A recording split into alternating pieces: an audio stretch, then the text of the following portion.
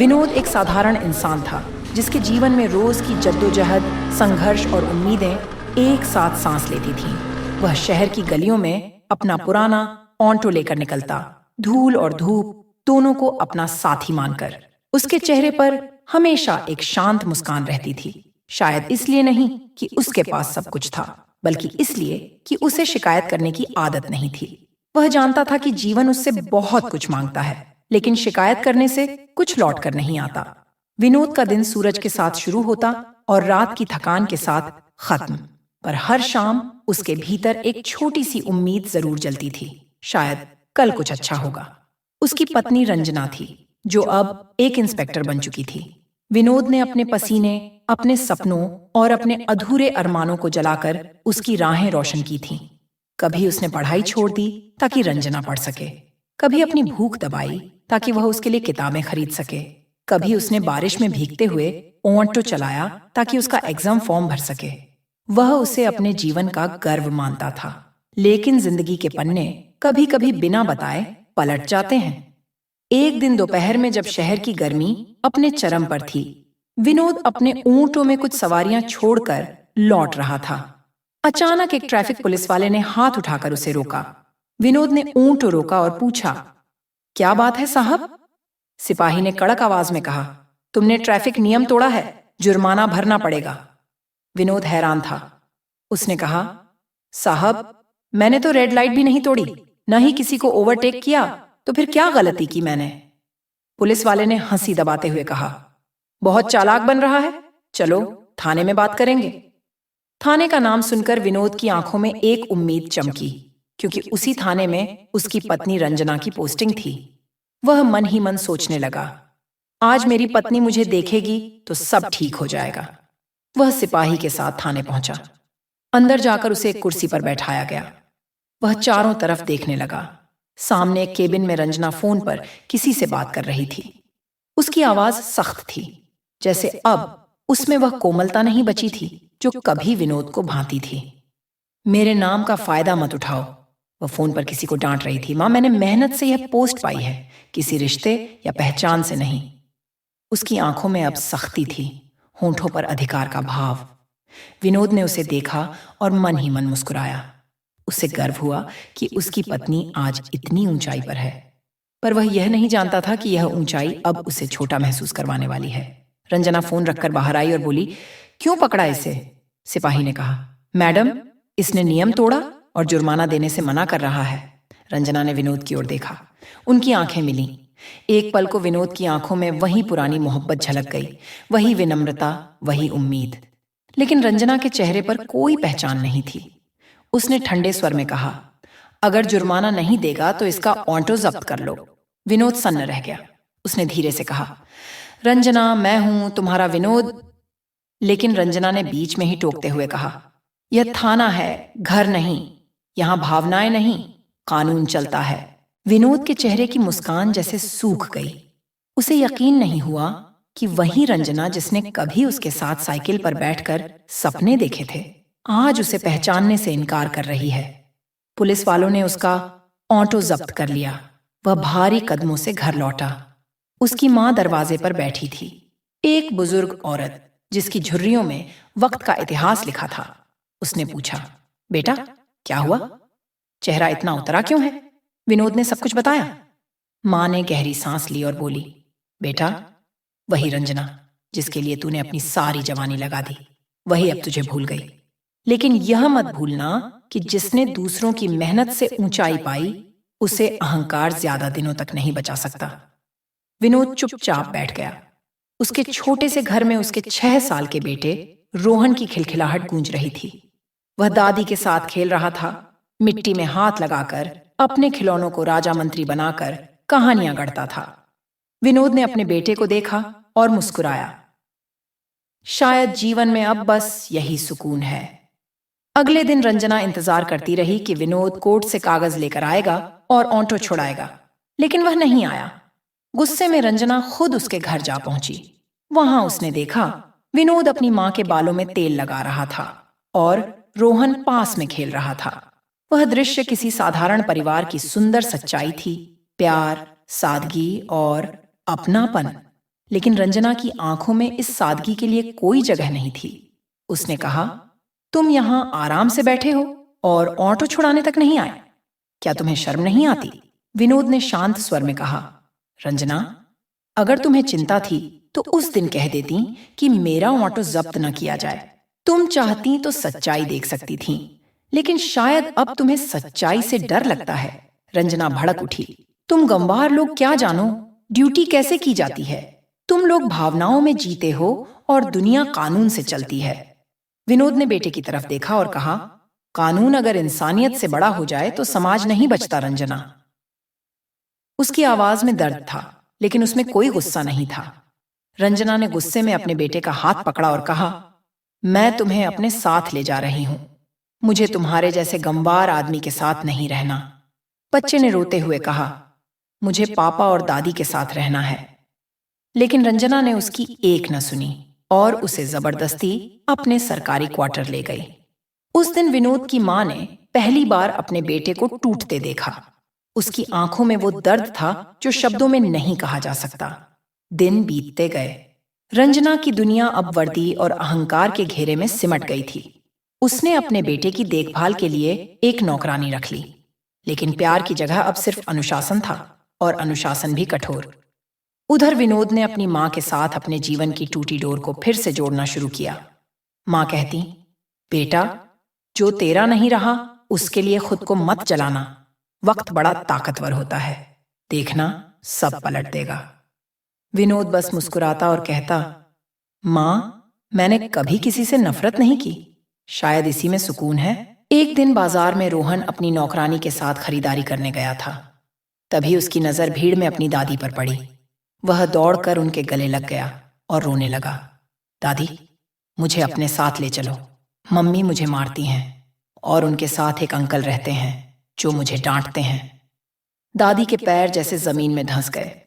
उन्होंने कांपती आवाज में पूछा, क्या कह रहा है तू बेटा? रोहन बोला, मम्मी के पास रोज एक अंकल आते हैं, वो दोनों मुझे सोने को कहते हैं और जब मैं नहीं सोता तो मारते हैं। दादी की आंखों से आंसू बहने लगे। उस दिन वो घर लौटी तो रात भर सो नहीं सकी। सुबह उन्होंने विनोद को सब बताया। विनोद पहले तो चुप रहा, फिर बोला, मां, अब वक्त आ गया है कि सच्चाई देखी जाए। अगले रविवार वह अपनी मां के साथ रंजना के क्वार्टर पहुंचा। दरवाजे की घंटी बजाई। अंदर से रंजना नींद में ही बाहर आई। विनोद को देखकर चौंक गई। तुम लोग यहाँ क्या कर रहे हो? विनोद बोला, अपने बेटे से मिलने आए हैं। रंजना कुछ कह पाती उससे पहले विनोद ने दरवाजा धकेलकर अंदर प्रवेश किया।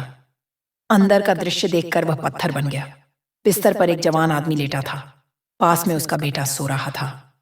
कमरे में शराब की गंध थी और बिखरे कपड़े उस गंध को और गहरा बना रहे थे।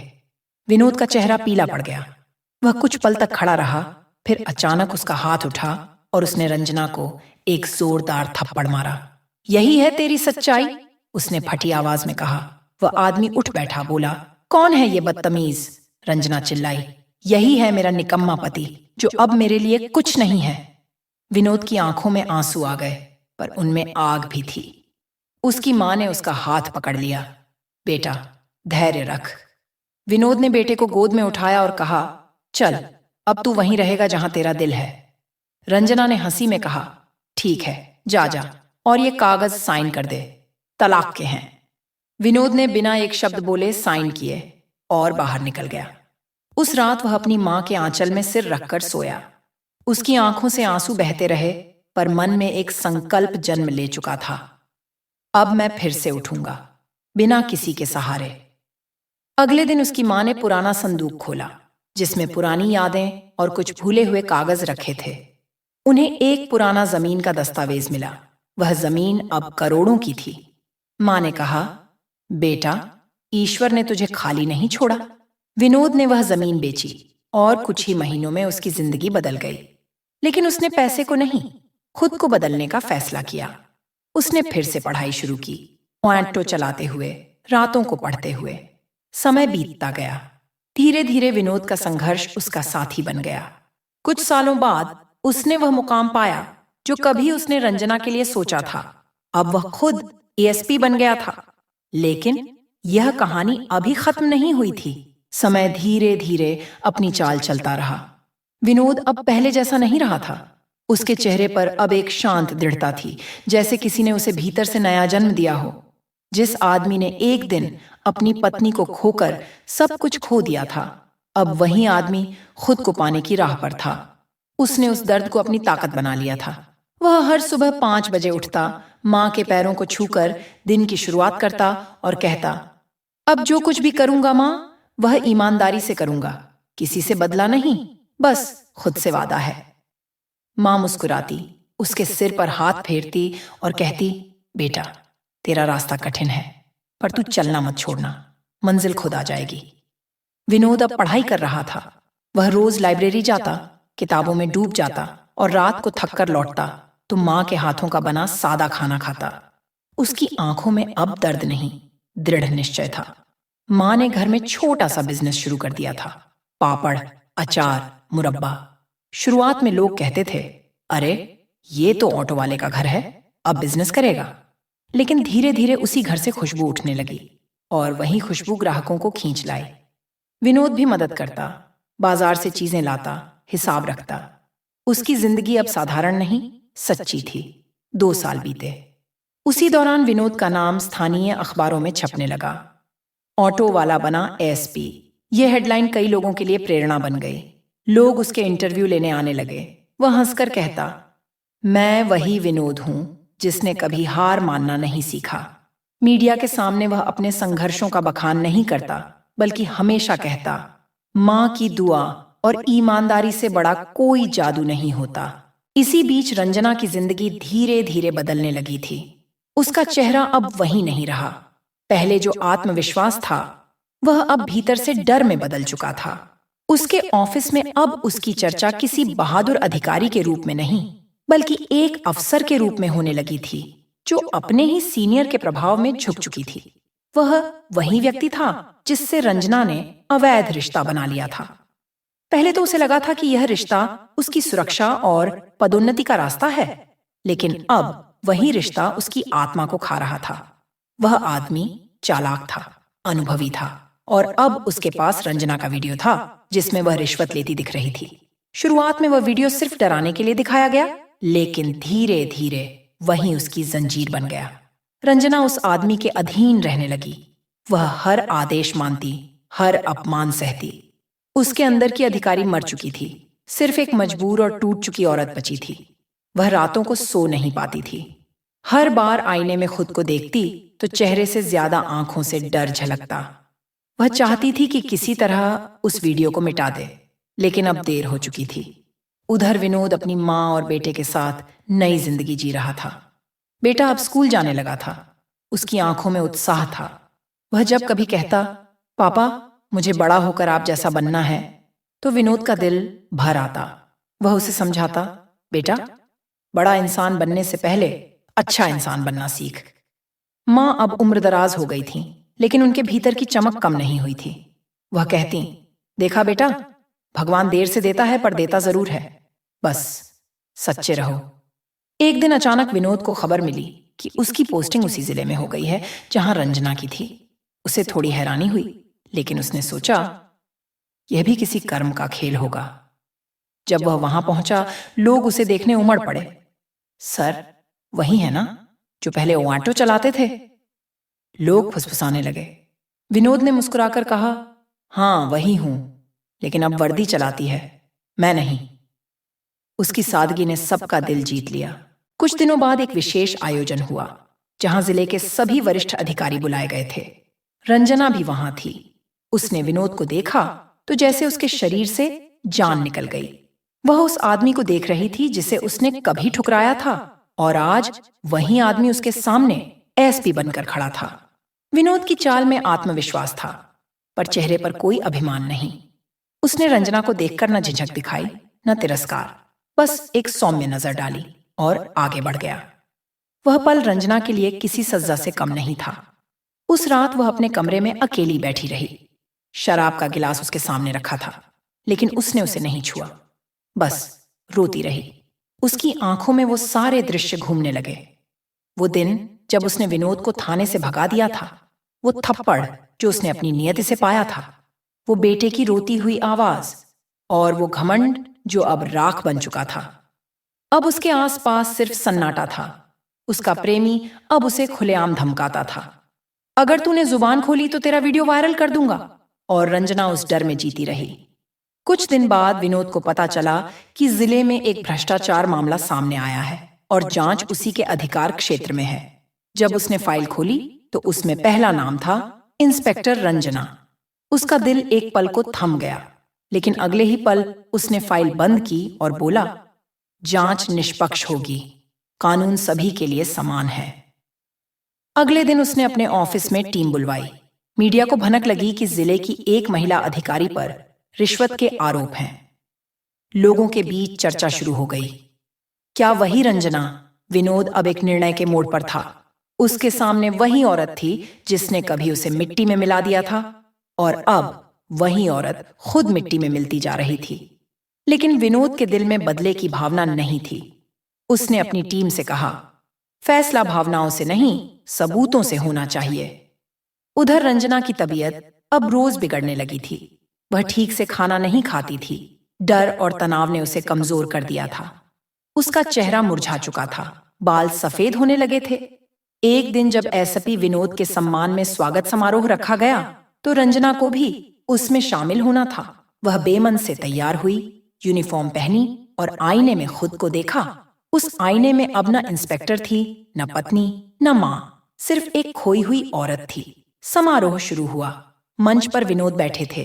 जब रंजना का नाम लिया गया तो वह धीमे कदमों से मंच की ओर बढ़ी। उसकी सांसें भारी थीं। उसने माइक पकड़ा और बोलने की कोशिश की, लेकिन शब्द अधर में अटक गए। उसकी आंखों के सामने धुंध छाने लगी और वह मंच पर गिर पड़ी।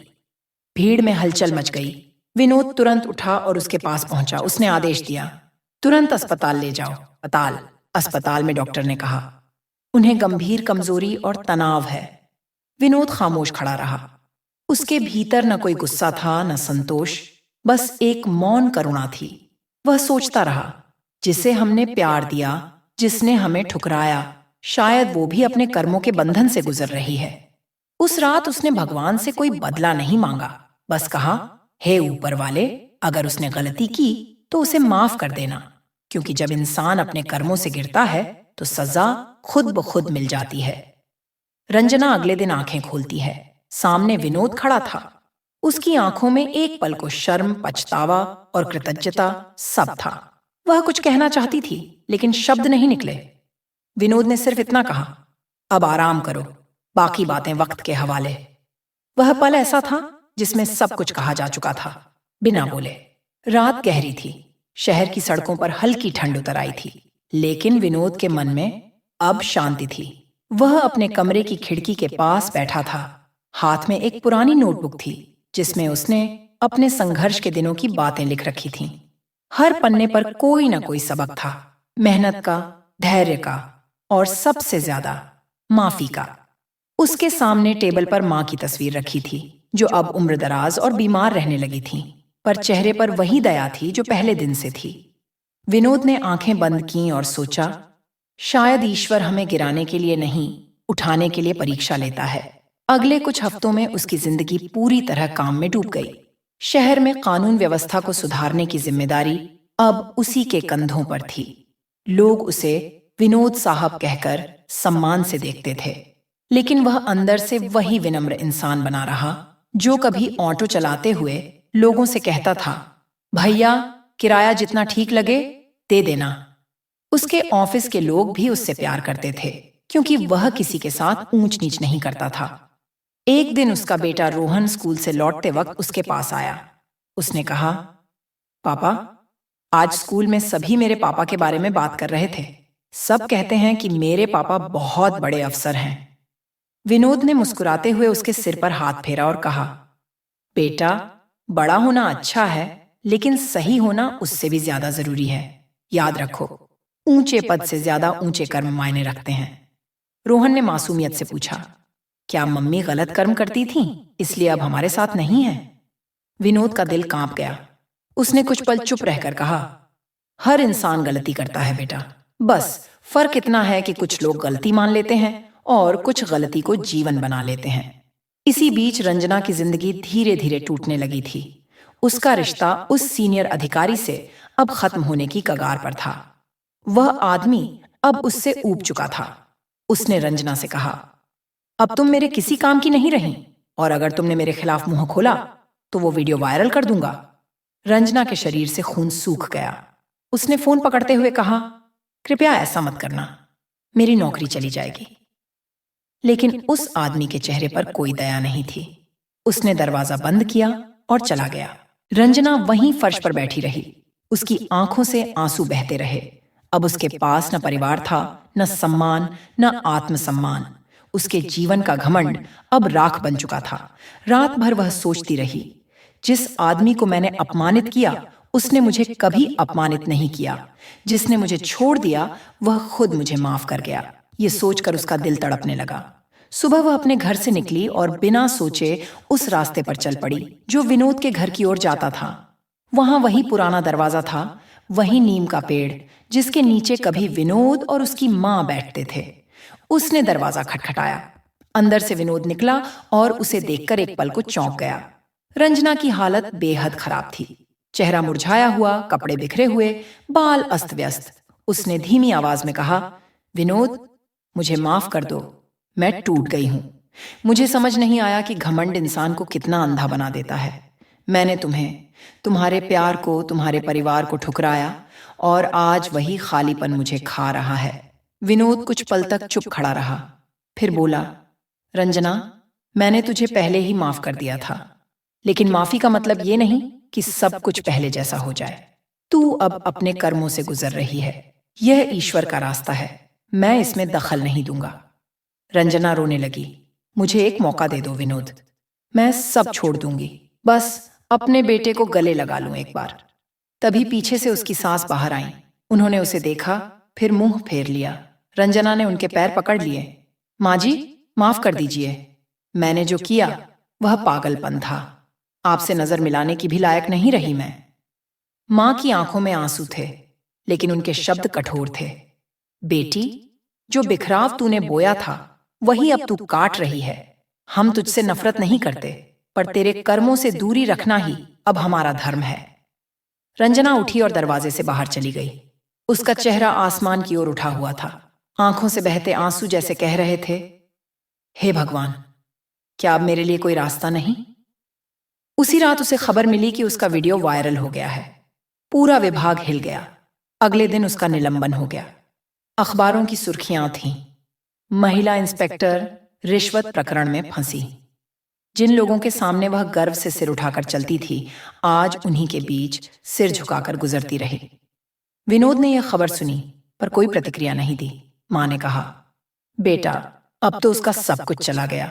विनोद ने बस इतना कहा, माँ, जब किसी का पतन होता है तो उसे गिराने की जरूरत नहीं पड़ती, उसके कर्म खुद उसे गिरा देते हैं। वह फिर अपने काम में लग गया। लेकिन रंजना अब बिल्कुल अकेली पड़ चुकी थी।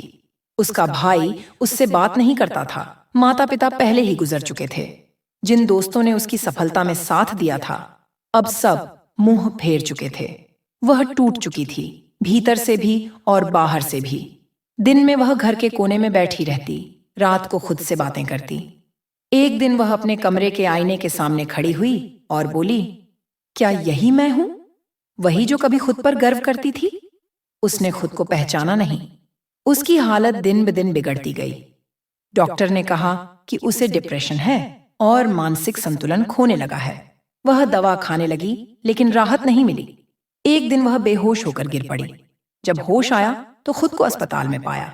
डॉक्टर ने कहा, तुम्हारे शरीर में कमजोरी है और मन बहुत थक चुका है।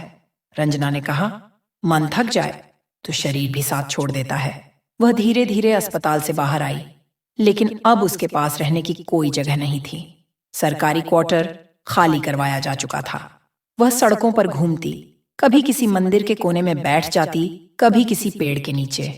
एक दिन वह उसी मंदिर में पहुंची जहां कभी विनोद अपनी माँ के साथ माथा टेकता था। उसने भगवान के सामने हाथ जोड़े और कहा, प्रभु, अगर गलती मेरी थी तो सजा भी मेरी ही हो, बस मेरे बेटे को खुश रखना। उसी वक्त विनोद अपने बेटे के साथ वहीं आया था। उसने देखा, मंदिर के कोने में एक औरत बैठी है, चेहरा छुपाए हुए। वह पास गया और जैसे ही उसने चेहरा देखा, वह रंजना थी। उसकी आंखें बंद थीं, होंठों पर हल्की मुस्कान थी। वह जैसे किसी गहरी नींद में थी। विनोद ने पुकारा, रंजना। कोई जवाब नहीं आया। उसने उसका हाथ छुआ, ठंडा था। माँ जो मंदिर के अंदर थीं, दौड़कर आईं। उन्होंने रंजना के सिर पर हाथ रखा और धीरे से कहा, अब इसे शांति मिल गई बेटा। विनोद की आंखों में आंसू आ गए। वह बोला, जिसे मैंने माफ किया था, उसने शायद खुद को अब जाकर माफ किया। उसने आंखें बंद की और कहा, हे भगवान, इसे अपने चरणों में स्थान देना। इसे अब कोई दर्द न देना। उस दिन मंदिर की घंटियां देर तक बजती रहीं। हवा में एक अजीब सी करुण शांति थी, जैसे किसी आत्मा को मुक्ति मिल गई हो। कुछ दिनों बाद विनोद ने अपने बेटे के साथ मंदिर के बगल में एक छोटा सा आश्रम खुलवाया, सत्य जीवन केंद्र। वहां वह उन औरतों की मदद करने लगा जो अपने जीवन में टूट चुकी थीं, जिनके पास कोई नहीं था। वह कहता, गलती करने से इंसान छोटा नहीं होता, गलती से न सीखना उसे छोटा बना देता है। धीरे धीरे उस आश्रम में सैकड़ों औरतें जुड़ने लगीं। कुछ विधवाएं थीं, कुछ छोड़ी गईं, कुछ बस अकेली। माँ हर सुबह वहीं आती, तुलसी में पानी डालती और कहती, देखा बेटा, भगवान ने तुझे क्यों गिराया था, ताकि तू अब गिरों को उठाना सीख सके। विनोद बस सिर झुका देता, आंखें नम हो जाती। शहर के लोग अब उसे सिर्फ एक अफसर नहीं, एक इंसान के रूप में देखने लगे थे, जो दूसरों के दर्द में अपना दिल जोड़ देता है। रोहन बड़ा हुआ और एक दिन अपने पिता से बोला, पापा, जब मम्मी नहीं थीं, तब भी आप उनके लिए दुआ करते थे, ऐसा क्यों? विनोद मुस्कुराया और कहा, बेटा, सच्चा प्यार कभी नफरत नहीं बनता, वो तो सीख बनकर रह जाता है। माफ करना ही असली जीत है। विनोद अब एक साधक की तरह जीने लगा था। उसका जीवन बाहरी सफलता से नहीं, भीतर की शांति से मापा जाता था। समय बीत चुका था। विनोद अब न सिर्फ एक अधिकारी था, बल्कि एक मार्गदर्शक, एक आशा और एक जीती जागती मिसाल बन चुका था। उसके आश्रम सत्य जीवन केंद्र की ख्याति अब दूर दूर तक फैल गई थी। हर रोज वहां कोई न कोई टूटा हुआ इंसान आता, कोई जिसने परिवार खोया, कोई जिसने विश्वास खोया, कोई जिसने खुद को ही खो दिया था। और हर किसी को वहां विनोद की मुस्कान और माँ के आशीर्वाद में एक नई राह मिलती। विनोद अब अक्सर सुबह सुबह मंदिर की घंटियों के बीच बैठकर ध्यान करता था। उसके चेहरे पर वह शांति थी जो संघर्ष की आग में तपकर आई थी। उसकी आंखों में अब दर्द नहीं, गहराई थी। वह अब किसी से नाराज नहीं होता, किसी पर गुस्सा नहीं करता। उसे महसूस हुआ कि जीवन का असली अर्थ दूसरों को हराने में नहीं, बल्कि खुद को जीतने में है। माँ अब बहुत बूढ़ी हो चली थी। उनकी चाल धीमी थी, लेकिन मन पहले से भी ज्यादा उज्जवल। वह कहती, बेटा, मैंने तुझे इंसान बनते देखा है, अफसर बनना तो उसके बाद की बात है। विनोद उनके पास बैठता, उनके हाथ दबाता और कहता, माँ, तूने मुझे जीना सिखाया। अगर तू न होती तो शायद मैं आज भी किसी को दोष दे रहा होता। माँ मुस्कुराती, बेटा, दोष देना आसान है, लेकिन माफ करना कठिन। और जो माफ कर सके वही सच्चा इंसान बनता है। एक दिन आश्रम में एक युवती आई, चेहरा थका हुआ, आंखों में डर और आवाज में टूटन। उसने विनोद से कहा, सर, मुझे मर जाना था, पर किसी ने कहा कि यहाँ आने से जीवन बदल सकता है। विनोद ने उसे ध्यान से देखा और कहा, मरना आसान है, जीना मुश्किल, लेकिन अगर तू जिएगी तो कई लोग जीना सीखेंगे। उसकी आंखों से आंसू बह निकले। विनोद ने उसकी तरफ पानी का गिलास बढ़ाया और कहा, यहाँ कोई दोषी नहीं होता, बस भटके हुए होते हैं, और हर भटका हुआ इंसान लौट सकता है। धीरे धीरे वह युवती आश्रम में रहकर पढ़ाई करने लगी, फिर दूसरों की मदद करने लगी। कुछ महीनों में उसने अपनी हिम्मत वापस पा ली। एक दिन उसने विनोद से कहा, आप जैसे लोग भगवान का रूप हैं। विनोद मुस्कुराया, नहीं, मैं भी उन्हीं गलतियों से बना हूं जो तुमने की। फर्क बस इतना है कि मैंने अपनी गलतियों को शिक्षक बना लिया। शहर के लोग अब विनोद के नाम से प्रेरित होने लगे थे। स्कूलों में बच्चे उसकी कहानी पढ़ते, अखबारों में उसके इंटरव्यू छपते, लेकिन विनोद इन सब बातों से ऊपर था। वह कहता, अगर नाम से किसी की भलाई नहीं होती तो नाम का क्या मतलब। एक शाम वह मंदिर के आंगन में बैठा था जब उसका बेटा रोहन पास आया। अब वह किशोर हो चुका था, समझदार और संवेदनशील। उसने कहा, पापा, मैं बड़ा होकर आपकी तरह बनना चाहता हूं। विनोद ने हंसकर कहा, मत बनना मेरे जैसा बेटा, मुझसे बेहतर बनना। मैं तो अपनी गलतियों से सीखा हूं, तू मेरी सीख से सीखना। फिर उसने बेटे को अपने पास बिठाया और बोला, देख बेटा, जीवन में 3 बातें कभी मत भूलना। पहला, किसी को नीचा दिखाकर खुद ऊंचा नहीं उठा जा सकता। दूसरा, सच्चा इंसान वही है जो अपने से कमजोर का दर्द समझे। और तीसरा, जब सब तुम्हारे खिलाफ हों तब भी सच्चाई के साथ रहना। रोहन ध्यान से सुनता रहा, जैसे कोई शिष्य अपने गुरु से अमृत वचन सुन रहा हो। धीरे धीरे आश्रम में और भी लोग जुड़ने लगे, कुछ बुजुर्ग, कुछ अनाथ बच्चे, कुछ वे स्त्रियां जो अपने घरों से निकाल दी गई थीं। विनोद सबके बीच परिवार की तरह रहता। वह सबके लिए विनोद भैया था। हर शाम वह सबके साथ बैठकर भजन गाता और फिर कहता, भगवान कोई मूर्ति नहीं है, वह हमारे कर्मों में बसता है। एक दिन उसकी माँ की तबीयत अचानक बहुत बिगड़ गई। डॉक्टर बुलाया गया, लेकिन उन्होंने धीरे से कहा, अब मेरी यात्रा पूरी हो गई बेटा। विनोद उनके पास बैठा, आंखों में आंसू लिए बोला, माँ, तुम बिना मेरे कहाँ जाओगी? माँ ने उसका हाथ पकड़कर कहा, बेटा, मैं कहीं नहीं जा रही, मैं तेरे भीतर रहूंगी। हर बार जब तू किसी की मदद करेगा, मैं वहीं रहूंगी। जब तू किसी को माफ करेगा, मैं मुस्कुरा उठूंगी। जब तू रोएगा, मैं तेरे आंसू पोंछ दूंगी। इतना कहकर उन्होंने आंखें बंद कर लीं। विनोद ने उनका माथा चूमा। कोई शोर नहीं हुआ, कोई चीत्कार नहीं, सिर्फ सन्नाटा था जिसमें भक्ति और प्रेम दोनों मिलकर बह रहे थे। उसने माँ का अंतिम संस्कार खुद किया, अपने हाथों से चिता सजाई और कहा, माँ, तूने मुझे जीवन का अर्थ दिया है, अब मैं उसी अर्थ को दूसरों तक पहुंचाऊंगा। उस रात विनोद ने पहली बार आसमान की तरफ देखा और महसूस किया कि माँ कहीं दूर नहीं, वहीं उसकी आत्मा बन चुकी है। उसके भीतर एक नया प्रकाश जागा। अगले दिन उसने आश्रम में एक सभा बुलाई। उसने कहा, हम सबके जीवन में कोई न कोई दुख है, लेकिन याद रखना, दुख जीवन की सजा नहीं, उसका शिक्षक है। अगर हम उसे समझ लें तो वह हमें मजबूत बना देता है। उसके शब्दों ने सबके दिल छू लिए। एक बूढ़े व्यक्ति ने कहा, बाबूजी, आप जो कहते हैं वो किताबों में नहीं मिलता। विनोद मुस्कुराया, किताबें ज्ञान देती हैं, पर जीवन अनुभव देता है, और मैंने दोनों से सीखा है। धीरे धीरे सत्य जीवन केंद्र अब सिर्फ एक आश्रम नहीं, एक आंदोलन बन गया। कई अधिकारी, डॉक्टर, समाजसेवी वहां आने लगे। लोग कहते, यह जगह भगवान के घर जैसी है। विनोद हर किसी से कहता, यहाँ भगवान नहीं, इंसान रहते हैं, और जब इंसान सच्चे हो जाते हैं तो वही मंदिर बन जाते हैं। एक दिन राजधानी से मुख्यमंत्री ने खुद विनोद को बुलाया और कहा, आप जैसे अधिकारी समाज की आत्मा हैं, हम आपको राज्य सेवा पुरस्कार देना चाहते हैं। विनोद ने विनम्रता से कहा, सर, मैं कोई पुरस्कार नहीं चाहता। अगर आप सच में मेरी इज्जत करना चाहते हैं तो आश्रम के बच्चों के लिए एक स्कूल खोल दीजिए। मुख्यमंत्री ने मुस्कुराकर कहा, आप सच्चे सेवक हैं। कुछ महीनों बाद वह स्कूल बन गया। मां, सावित्री शिक्षालय, यह नाम उसने अपनी मां के नाम पर रखा था। जब स्कूल खुला, विनोद ने बच्चों से कहा, तुम सब मेरी मां की विरासत हो। वो चली गईं, लेकिन उनका प्यार अब तुम सब में है। बच्चे हंस पड़े और विनोद की आंखें नम हो गईं। उस रात विनोद अपने कमरे में बैठा, मां की तस्वीर के सामने दीपक जलाया। हवा में अगरबत्ती की खुशबू थी। उसने धीरे से कहा, मां, मैंने आज तेरे नाम का स्कूल खोला है। अब हर बच्चा जो पढ़ेगा तेरे आशीर्वाद से सीखेगा। दीपक की लौ हिली, जैसे कोई अदृश्य हाथ उसे आशीर्वाद दे रहा हो। विनोद अब एक अलग इंसान था। उसके भीतर संसार की चाह नहीं रही, बस सेवा का भाव बचा था।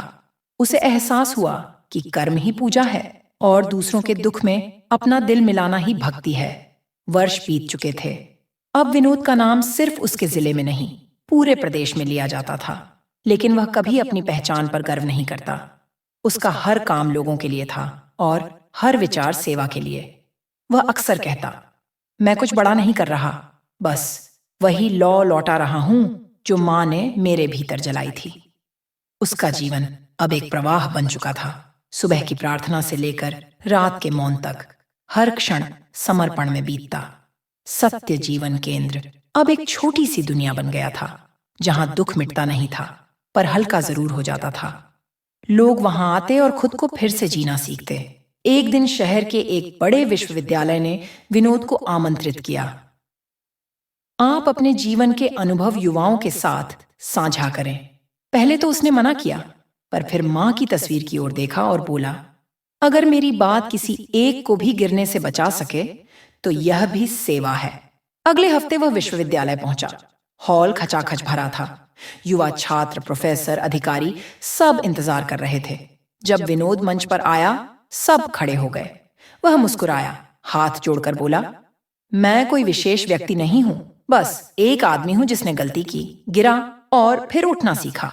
उसने कुछ देर मौन रहकर कहा, जीवन एक यात्रा है। इसमें कुछ लोग हमें चोट देंगे, कुछ लोग छोड़ देंगे, लेकिन अगर हम उनसे सीखना छोड़ दें तो वही हमारी हार होगी। जब मैं ऑटो चलाता था, लोग मुझे नीचा समझते थे, पर वही समय मेरा सबसे बड़ा गुरु था। उसने मुझे सिखाया कि आत्मसम्मान बाहरी वस्तु नहीं, अंदर की लौ है। और जब मेरी पत्नी ने मुझे छोड़ा तो मैं टूटा नहीं, मैंने खुद को देखा। मैंने जाना कि हम अक्सर दूसरों से उम्मीद करते हैं कि वे हमें समझेंगे, जबकि असल में हमें खुद को समझना होता है। संपूर्ण सभागार में सन्नाटा था। उसकी आवाज में कोई प्रभाव नहीं, बस सच्चाई थी। उसने आगे कहा, मैंने सीखा कि माफ करना कमजोरी नहीं है, बल्कि यह मन की सबसे बड़ी ताकत है। जिसने हमें दुख दिया, उसके प्रति करुणा रखनी चाहिए, क्योंकि वह भी अपने अज्ञान में जी रहा होता है। और अगर हम नफरत से जवाब दें तो हम भी उसी अंधेरे में उतर जाते हैं। इसीलिए मैंने माफ किया, अपनी पत्नी को, अपने भाग्य को, खुद को। एक छात्र खड़ा हुआ और बोला, सर, क्या आपसे किसी ने सच में प्यार किया?